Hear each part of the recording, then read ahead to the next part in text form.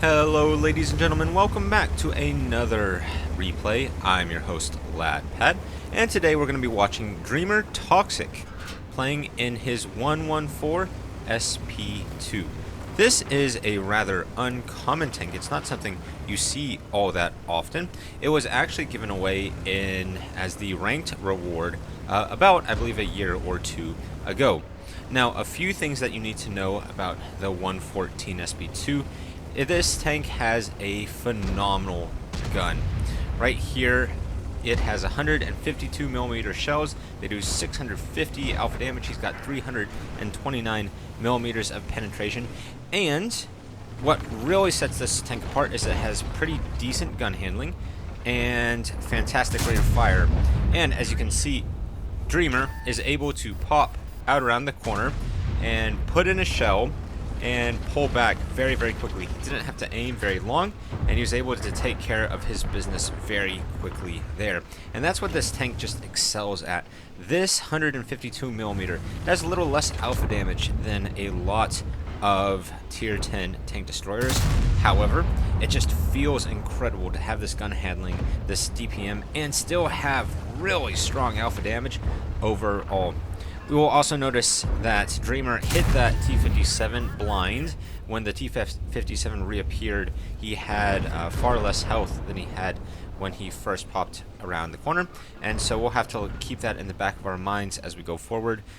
Just a mental note to ourselves that Dreamer has an extra shell of damage in this game. Now, I've said essentially all the good things about the 114.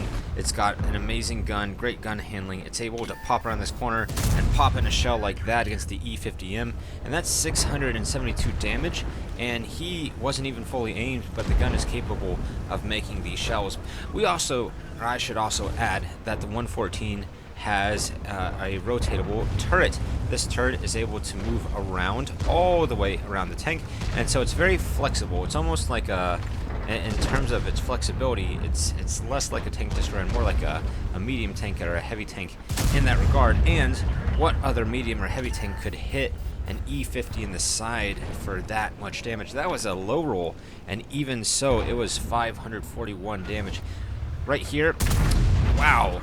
Dreamer somehow misses that shell. He takes a shot in return, and while he wanted to just remove this E50 from the game, unfortunately he's now going to take a second shell, and although he does remove the E50M from the game, he takes a ton of damage in return, and that trade was probably, I should say definitely not worth it overall. Still, a Dreamer up to 2700 damage plus a blind shell, and he's doing pretty well. Notably, his team is down by 5,000 hit points, and that deficit is only going to get worse over time. Now that we've got just a break in the action, let's talk about the thing that sucks about the 114, and that is everything except the gun. Having this fully rotatable turret is really, really nice. It gives you flexibility that other tank destroyers do not have. However, it has no armor whatsoever. It's pretty daggum slow, and so everything outside the gun is just really mediocre. I think if you gave this gun to a lot of other tanks in the game, they would just be phenomenal machines. But sticking this tank or this gun on such a just poor chassis is a bit of a pain. It's not the worst chassis. It has some armor. People generally aren't going to be firing HE at you like they would at a grill. It's not the slowest possible thing. You're not a T110E3 or anything like that, but you're not going to go anywhere fast. You're never going to be able to rely on your armor, and so what you have to do in a tank like the 114 is you have to play this support role, and that's something that Dreamer has done incredibly well. He keeps just popping in and out, rotating his position just slightly so he's able to shoot at unsuspecting enemies, and he allows them to engage into him. Notably, he does not try to push the pace of the combat in this early stage of the game.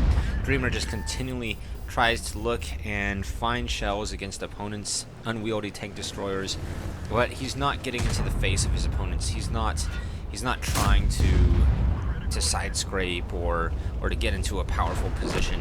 Instead, he's letting the game develop, and that is why this game his team is now 4,200 hit points behind. And I believe just earlier that was actually 8,000 hit points. So we've got quite a bit of a comeback, and incredible shows like that are certainly going to help. Dreamer demonstrates the strong accuracy of this tank, manages to hit a shell on that Udez from far away, puts in another shot into the CS63 that just isn't paying attention. And if you want to claw back these games that your team is losing so horrendously, this is what you have to do. When the other team has hit points, they have to engage into you, and you've got to make them pay every step of the way. For example, this Cranvon gets a little thirsty, thinks the game is over, and ends up losing his entire life to get in a few shells against the Super Conqueror. And so this is what you always have to do. When your opponents push in, when they try to take some of the ground, some of your terrain advantage, you got to put in shells, you got to make them pay for every inch of it, and hopefully you're able to make those hit point scales just a little more even over time. Now, Dreamer is going to do something I really like. He notices that his Super Conqueror is a one-shot, and he's thinking, what if I get overwhelmed by the 3 tanks that are all near me? I'd be a sitting duck, and I'd die very, very quickly. And so what Dreamer ends up doing is he's going to pull back and hopefully find a better position. Unfortunately, the Super Conqueror does die right there, so Dreamer is going to hang around, hopefully wonder if an enemy tank wanders into his vision. Unfortunately, nobody does it, and the Manticore takes out his 30B, and so right here, Dreamer is going to rotate to a side where there's fewer tanks overall, and where he might have a bit of cover from his mediums in the back. I really like this play. He gets himself out of that narrow hallway and manages to catch an unaware Manticore. Now you'll notice he could have killed the CS63 or the Manticore right there. I think he makes a great decision to kill the light tank first and foremost. In the late stages of the game, especially on a map that has some bush cover like this map does, you want to knock out light tanks. They are just so incredibly dangerous in the open field where they can outspot especially tank destroyers that tend to have weaker view range overall. And so Dreamer has shut down that incredible threat and is now pushing forward and trying once again to stay away from the bulk of the enemy team. His goal is going to be consistently and constantly to stay away from the majority of the enemy team and sort of pick off one-on-one engagements. He manages to knock out the CS63 right there, and he's kind of biding around. He's waiting to get unspotted. I like that he's kind of not signaling, not telegraphing to his opponents where he's eventually going to be. He's going to sit here, kind of wait. He's definitely unspotted at this point, and then Dreamer's gonna think about what he wants to do. If he manages to get in a brawl with the vast majority of the enemy team, he's almost certainly going to lose. However, if he waits off in an off angle, hopefully one tank pushes into him, he's hopefully able to get a shot.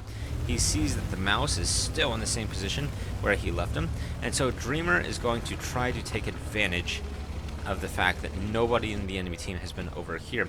We've spotted 4 of the remaining 5 enemy tanks. Oddly enough, the IS-7, which is in a platoon, has not been spotted yet. And if you haven't seen a tank, especially a heavy tank, 9 minutes into a game, they are probably AFK. However, we don't know that for sure, and so there is one variable that Dreamer is just not aware of right now. Dreamer flanking around, taking a look through the sides, and I love how he's doing this. The enemy team has no idea where he is. Theoretically, they probably assume he's in the same position where he just was, and so actually Dreamer is taking the aggressive approach, the flanking approach, and is trying to take advantage of any unsuspecting enemies that have no idea what he's up to. The enemy team has a few one-shots, looks like 3 one-shots that Dreamer has a chance to knock out of this game, and so hopefully he gets the jump on them. Unfortunately, that FV215B183 does seem to be full HP, and that IS-7 is full HP somewhere on the map at the moment. Dreamer is going to push down. However, the mouse gets spotted. Dreamer wonders if that's him for a moment. It definitely is. Sixth Sense goes off. The mouse, unfortunately for that tank, has terrible traverse speed. He's turning his turret, but Dreamer manages to put in a great shell into the side of the mouse. And you can see just how valuable being aggressive was for Dreamer right there. I don't think many players would have assumed that the enemy, the two-shot enemy, would flank all the way around, especially when down by several tanks. But Dreamer takes the unexpected play, manages to see the Jaegeru, and oh, hot shots that Jaegeru, and manages to take it out of the game. I believe that's his 4th shell into that poor enemy player, and now things are looking a lot more even. Still 114 SP2s against the enemy team. Somebody's on his cap circle, and 2 people are on that cap circle. So we've got 2 tanks on the cap circle. The enemy team played that really well. They didn't stagger it. They went on simultaneously. And so there's only 35 more seconds left in this game, unless Dreamer or his ally are able to get a reset. We still haven't seen the IS-7. It could be the Centurion and the FV, or perhaps the IS-7 has snuck all the way around and is trying to get a Raider medal. 19 seconds left. The SP2 is not a phenomenal spotter. It doesn't really like to spot for itself. And with only 10 seconds left, Dreamer has to hope he catches a glimpse of somebody, and the FV pops up. Dreamer pulls back, doesn't take a shell in return, gets 47 cap points, cap reset points off of that. His ally, Dustin, manages to put in an 800 damage shell into the FE, and now that means the FE's a one-shot, and Dreamer manages to clean that up.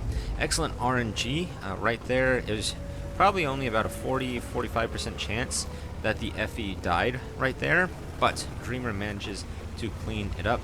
Whoever is on the cap point manages to get off and is in theory pushing towards somebody.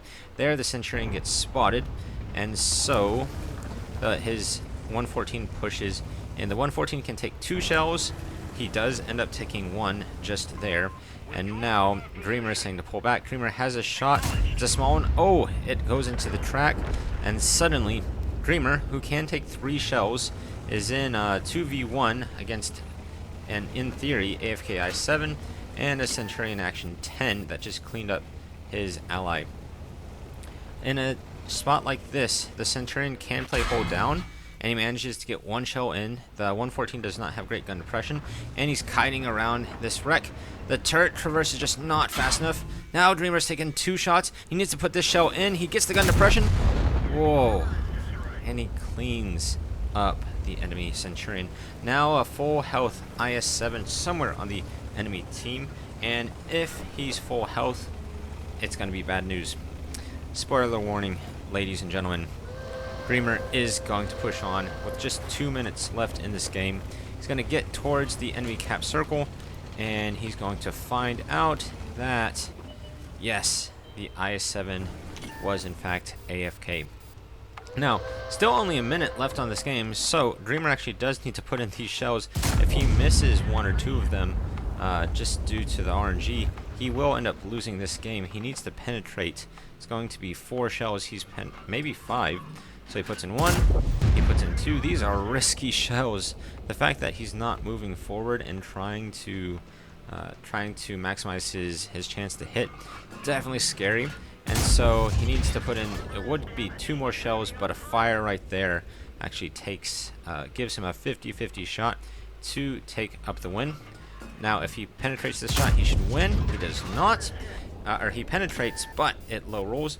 And now, with only 15 seconds left, he has to hope that this shell doesn't miss. He should have pushed forward, tried to get a little closer, but in the end, everything flies straight and true. And Dreamer, down by 8,000 hit points, manages to get the win for his team.